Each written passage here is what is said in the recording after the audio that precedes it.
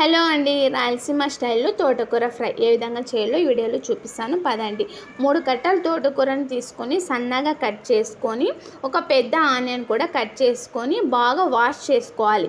ఒక బౌల్లో తీసుకొని పెద్ద బౌల్లో ఒక 3 టైమ్స్ బాగా వాష్ చేసుకుంటే కింద మట్టి ఉన్న వెళ్ళిపోతుంది.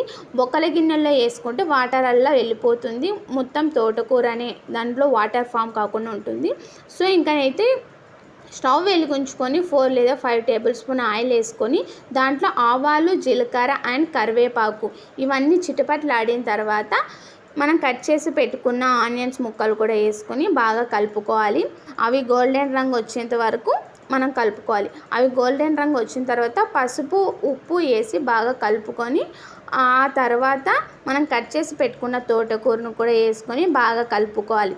కింద పసుపు, ఉప్పు మొత్తం పైకి వచ్చి మొత్తం కలిసేటట్టు కలుపుకోవాలి.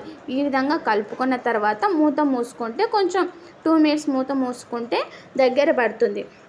చూడండి, కొంచెం దగ్గర పడింది కదా.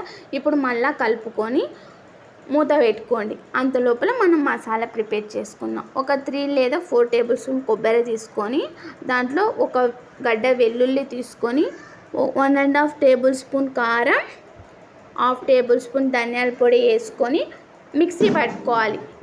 దీన్ని వెల్లుల్లి కారం అంటారు.